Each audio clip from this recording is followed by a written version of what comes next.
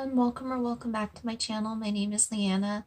I'm going to be continuing my Studio Ghibli review and a look series today, and I just want to tell you I did already film this review section of the video before.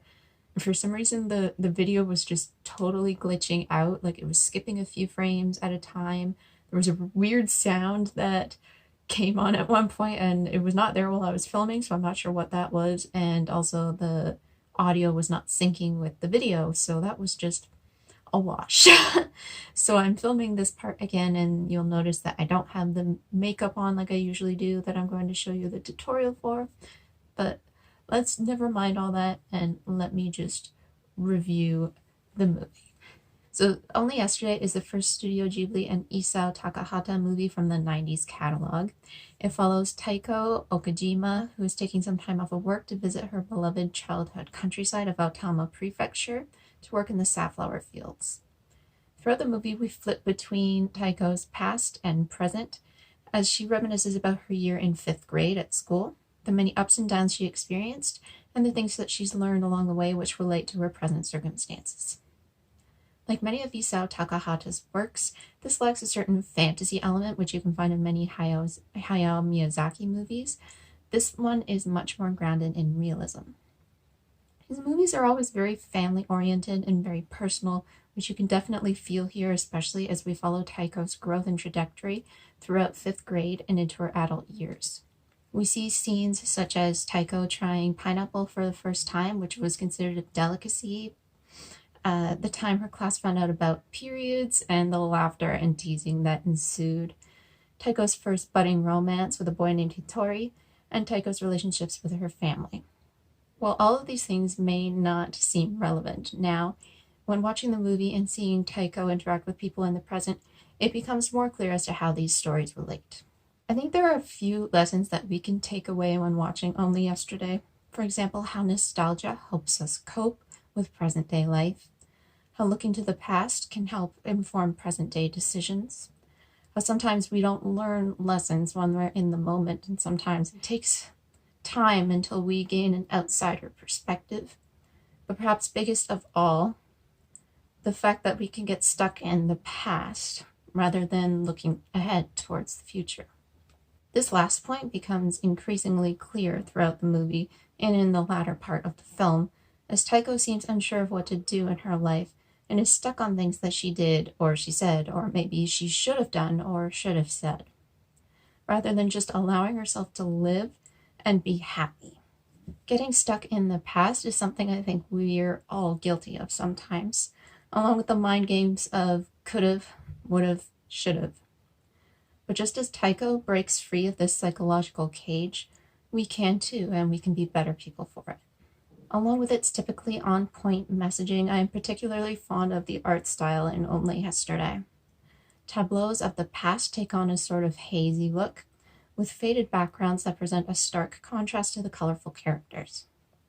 Present scenarios are done in full color throughout, and it's the countryside backgrounds in particular that stand out as they offer such gorgeous hues for the flowers, the trees, and the grass.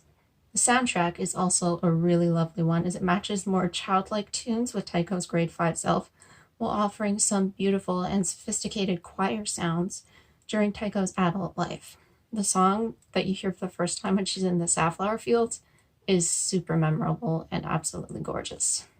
Though it may not appeal to everyone, and may be a bit too slow for those who prefer more of the fantasy-style films in Studio Ghibli's catalog, Only Yesterday marks the perfect transition into a more mature decade of filmmaking for Studio Ghibli, a studio that has firmly found its feet and is happy to dip into both the real and the surreal.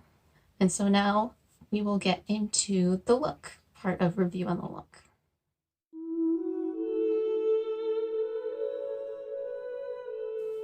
I'm going to start off with this matte sky blue shade in the crease of my left eye only.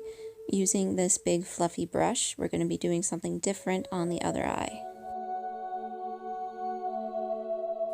Next, I'm going to take this shimmering blue shade that's just a few shades deeper than the crease shade, and I'm going to use a packing brush to put that all over the lid on the left eye.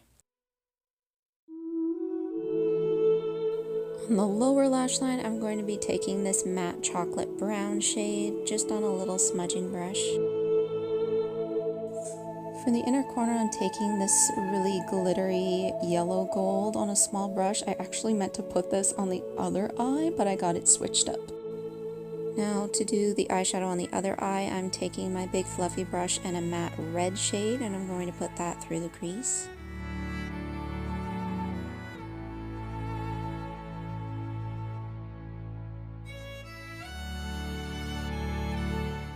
Next for the lid, I'm going to take this metallic cranberry red shade on a packing brush and put that all over.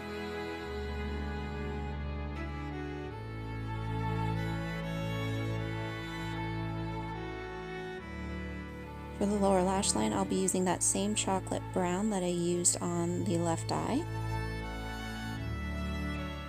And I'm just going to take this blue-purple duochrome on the inner corner for this eye, and I'm also going to put that up on my brow bone.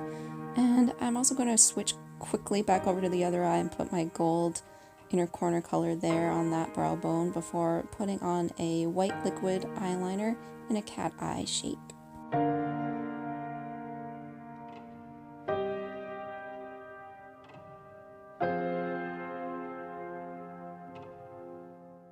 And here's where I realized that I made one eyeliner way too big, so I had to go back and even it out before putting on my mascara.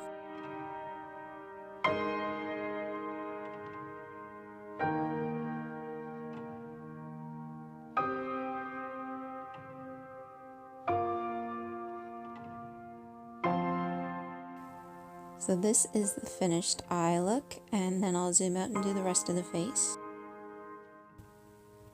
For my blush, I'm just actually taking this sample of the Drunk Elephant tinted blush. It's kind of like a really glowing peach, but it does take a lot of building even on my skin tone, so just be aware of that.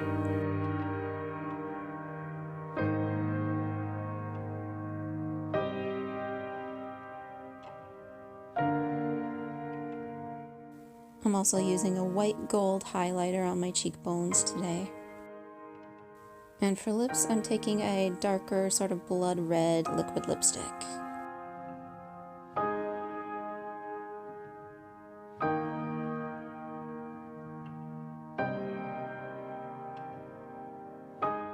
And this is the finished look, inspired by the poster for Only Yesterday.